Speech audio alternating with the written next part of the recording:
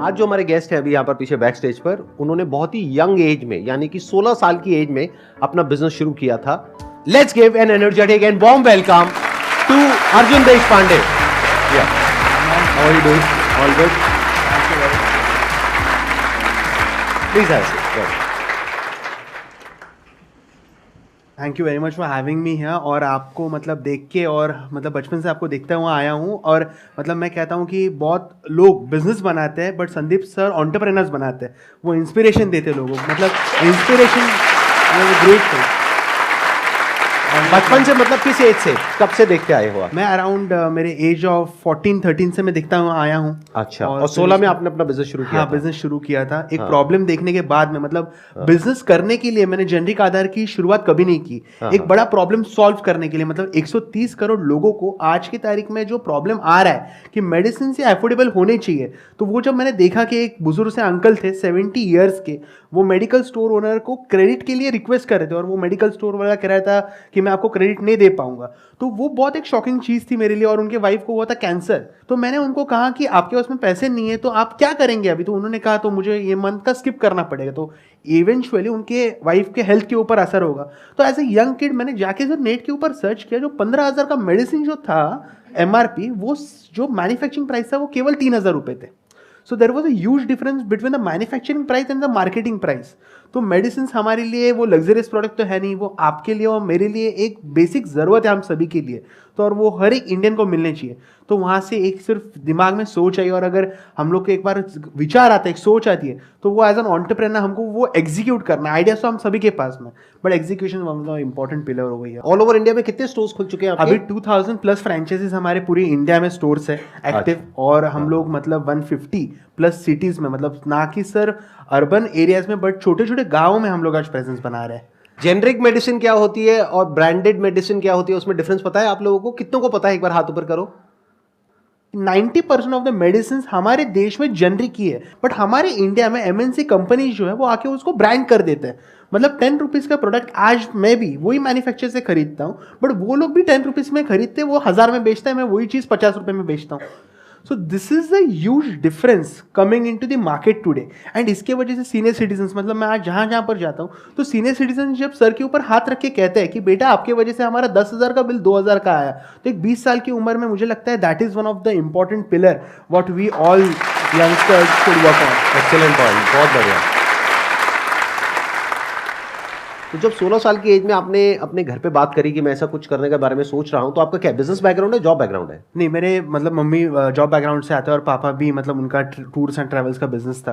तो मैंने मतलब जब मैंने वेंचर की शुरुआत मैंने सोचा था कि ये चीज़ मुझे करनी है, तो अक्सर सी बात है कि हम लोग ने मतलब ऐसे यंग एज में ऐसा कुछ किया नहीं होता है कि वो लोग हमारे ऊपर इतना इसीलिए ट्रस्ट करें। तो एक विचार अच्छा था कि मैं ग्राउंड लेवल पर रिसर्च कर रहा था कि अभी तो मैंने प्रॉब्लम देखा कि 130 करोड़ लोगों को मेडिसिन जो है वो अफोर्डेबल रेट्स में चाहिए, बट मैं पहुंचाऊंगा कैसे, कहाँ तक कैसे पहुंचाऊंगी? 130 करोड़ लोगों तक पहुंचना है तो करोड़ों की फंडिंग लगेगी, और मेरे पास में तो पैसे ही नहीं थे क्योंकि एक अकेला सिर्फ एक विचार था मेरे पास में। तब मैंने क्या किया, मैं छोटे छोटे जो मेडिकल स्टोर थे हमारे आसपास के एरिया में, मैं उनके साथ में जाके कनेक्ट करने लगा। अराउंड 100-200 स्टोर्स के ऊपर मैंने विजिट किया, बट बहुत सारे लोग उतना ट्रस्ट नहीं कर रहे थे कि आप मतलब वैसा मैंने कुछ किया है ना। मेरा पहला स्टोर जब एग्रीगेट हुआ, माय फर्स्ट स्टोर, उस रात को मतलब मैंने उनके साथ में एग्रीमेंट साइन किया, और उसके बाद में मैंने जाके मम्मी पापा को बोला कि मैंने पहला स्टोर का एग्रीमेंट साइन करके मैं आया हूँ और कल उसका इनॉग्रेशन है। तो फिर उन्होंने सपोर्ट किया, फिर वहां से फिर मम्मी पापा को कन्विंस अच्छा, किया। Very interesting. तो आपने पहले सीधा जा करके अपने घर वालों को नहीं बताया? नहीं बताया। या फादर मदर को कुछ हिंट तो दिया होगा जब आप इन स्टोर ओनर से बात करने गए थे? मैंने नहीं दिया। मैं उनको कहता था कि मतलब मैं मेरा तब क्या बोलते थे, मैं कहाँ जा रहा हूँ? मैं मतलब कॉलेज जा रहा हूँ, 11th-12 मेरा जस्ट 10th हो गया था, 11th-12 चल रहा था मेरा। तब मैं उनको कहता था कि मैं कॉलेज जा रहा हूँ, और उसके साइड में मतलब 2 व्हीलर तो था, तो मेडिकल टू मेडिकल विजिट करता था। जैसे हमारे तो बंक मारते थे स्कूल से? हाँ, तब मैं बंक मारता था और डायरेक्टली वहां पर जाता था।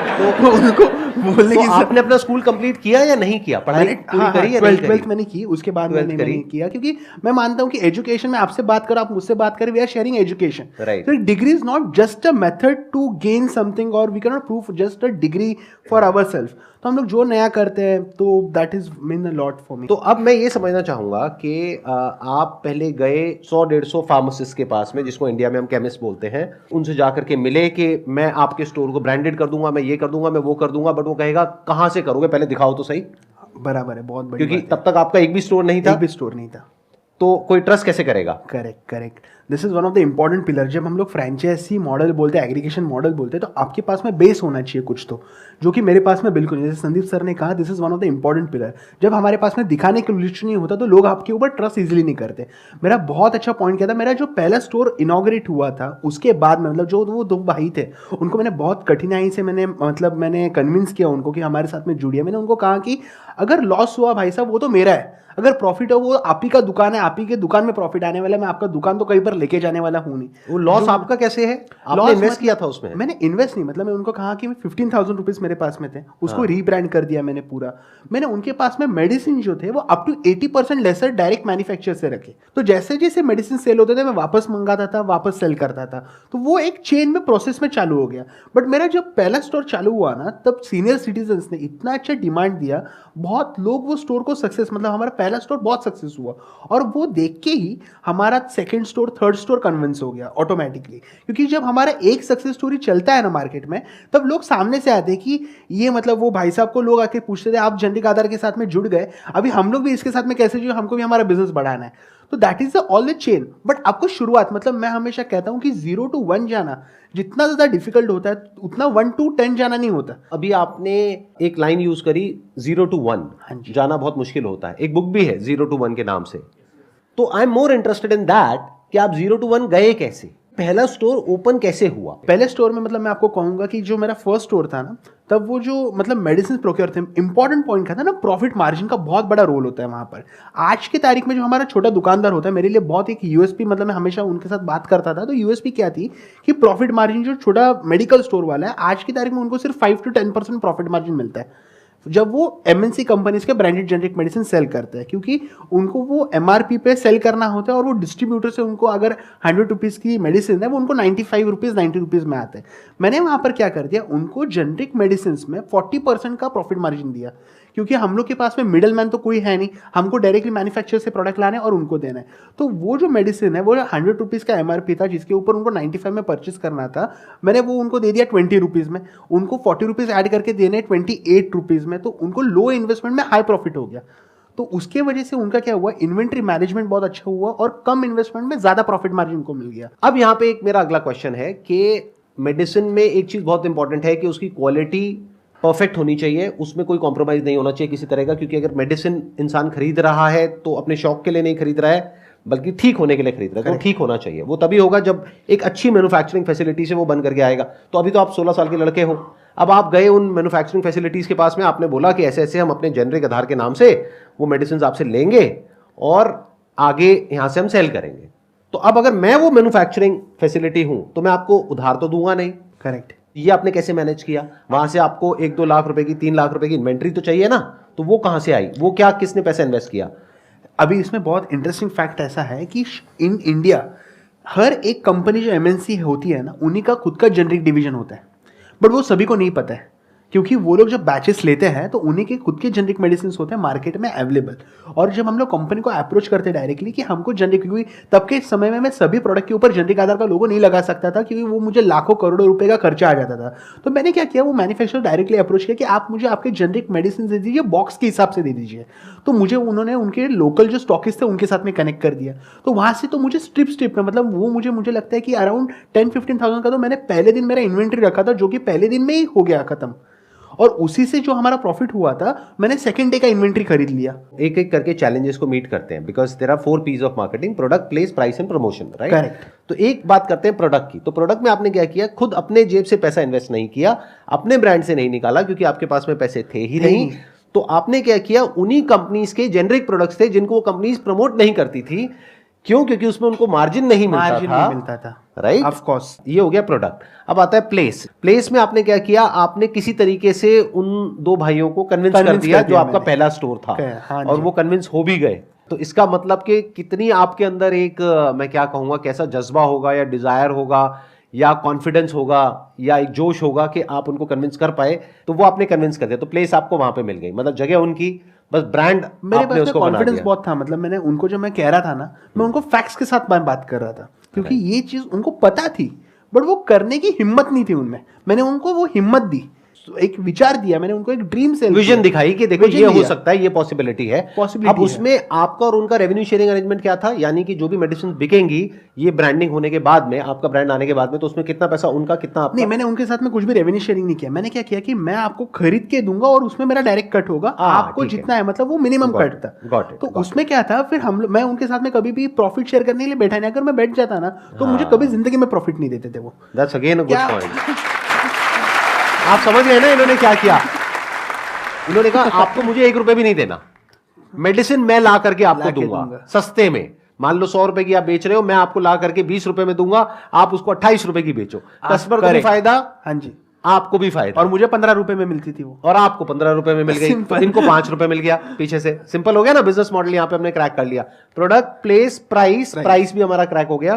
प्रमोशन, आपके स्टोर के बाहर लिखते हैं कि आपको 80% अफोर्डेबल मेडिसिन मिलेंगे, तो पूछेगा बहुत तो लोग है ना, बहुत तो लोग क्यूरियोसिटी से आ जाते हैं, राइट, ये क्या चीज है। हाँ, हमको अगर मतलब आप कोई भी चीज देखेंगे यहाँ पर सेल है, मतलब मेडिसिन ये सेल वगैरह नहीं है, इट इज अ नेसेसिटी। तो मैंने क्या लिखा था, मेडिसिन ट्रू प्राइस लिखा था, और उसकी वजह से पहले स्टोर के ऊपर पहले दिन हमारे पास में 25 से 30 लोग आ गए थे पूछने के लिए, और उसमें से कम 10 से 11 लोगों ने प्रोडक्ट भी खरीदे थे पहले दिन पे। तो उससे वो चीज़ हो गई। फिर मैं तो बाहर जाके मार्केटिंग तो करता था, और उससे फिर धीरे धीरे और लोग आने लगे। मैंने पहले मेरा जो स्टोर था तो मैंने हेल्थ कैंप्स लगाए वहाँ पर, फ्री हेल्थ चेकअप्स। उसके वजह से डायबिटीज़ होने दीजिए, किडनी होने दीजिए, 4-5 टेस्ट थे जो 1000 रुपये तक के थे, मैंने वो 100 कस्टमर्स को फ्री ऑफ कॉस्ट कर दिए।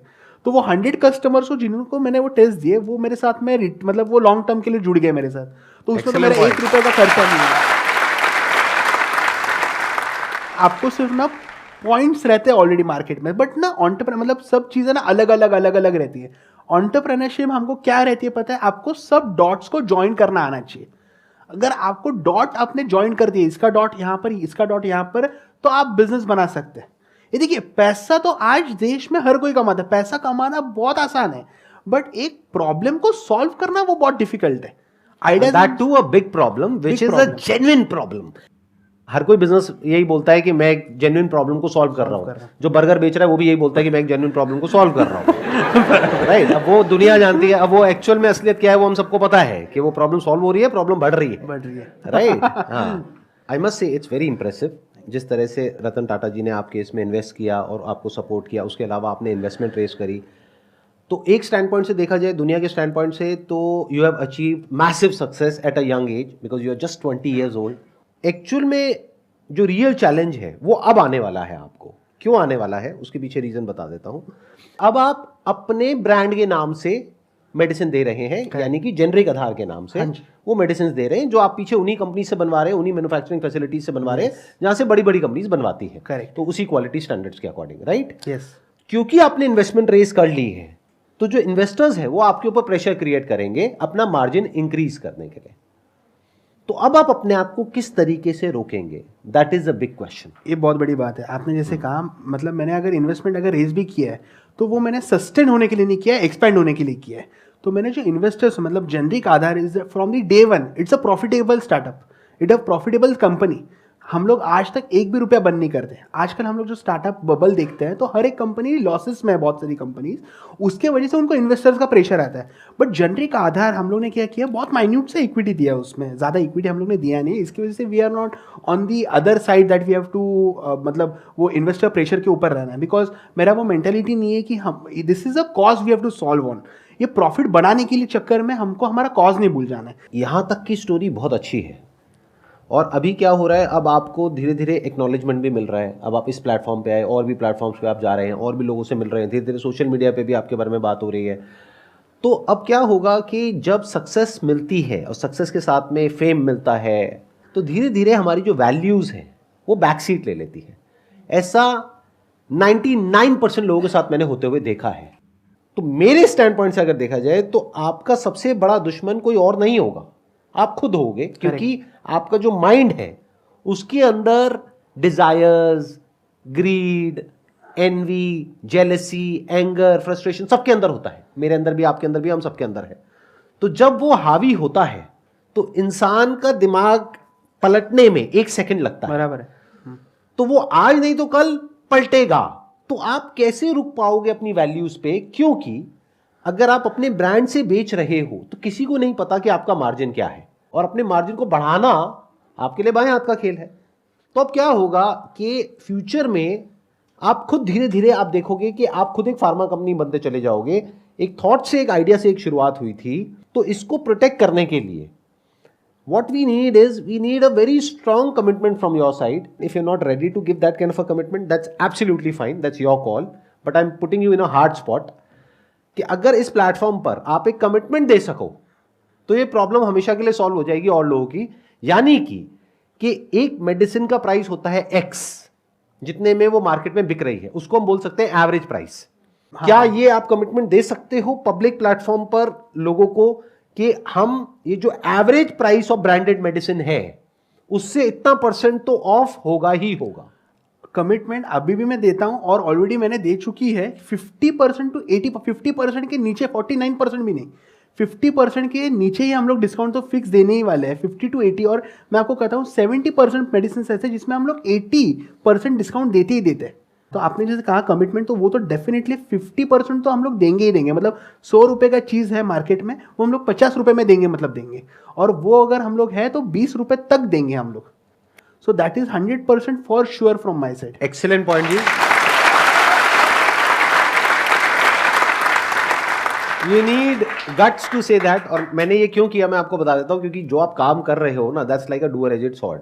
क्योंकि आप एक बहुत बड़ी प्रॉब्लम को सॉल्व कर रहे हो इस वक्त। मतलब आप खुद क्या कर रहे हो वो अभी आप खुद भी नहीं जानते हो कि ये कितने बड़े लेवल पे कितने लोगों का भला हो सकता है इसकी वजह से।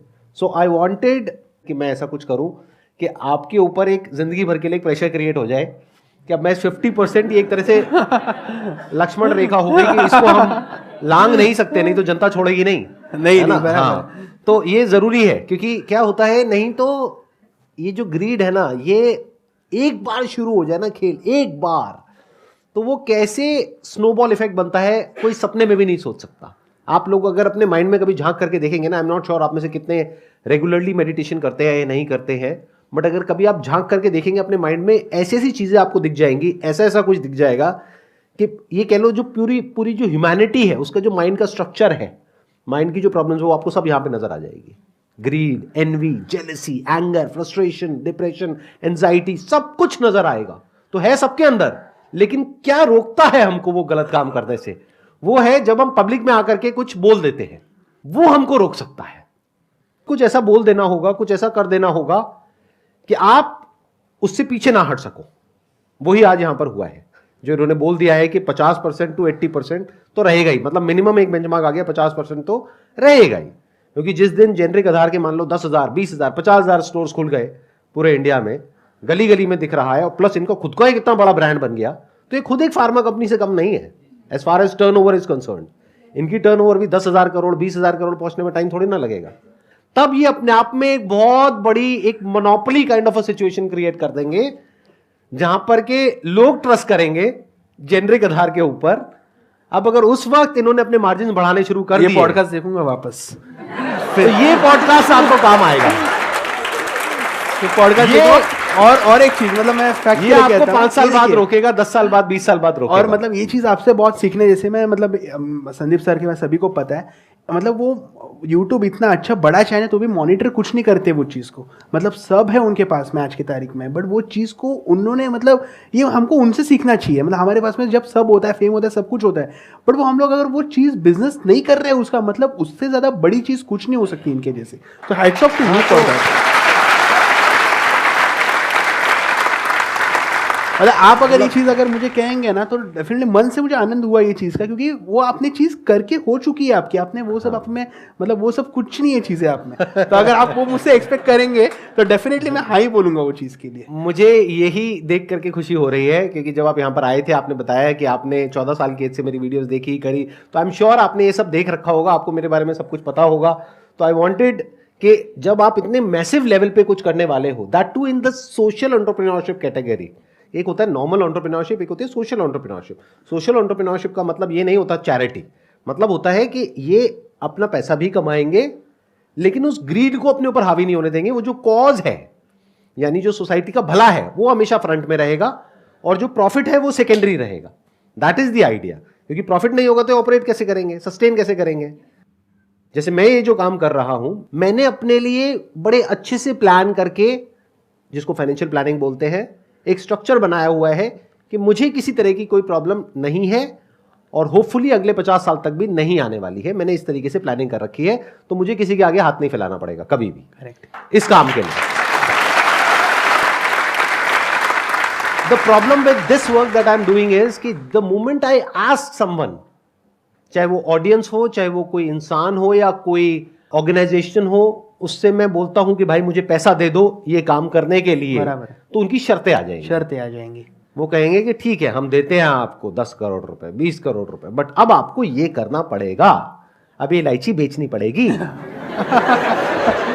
तो इलायची मैं खाता ही नहीं, मैं इलायची क्यों बेचूं?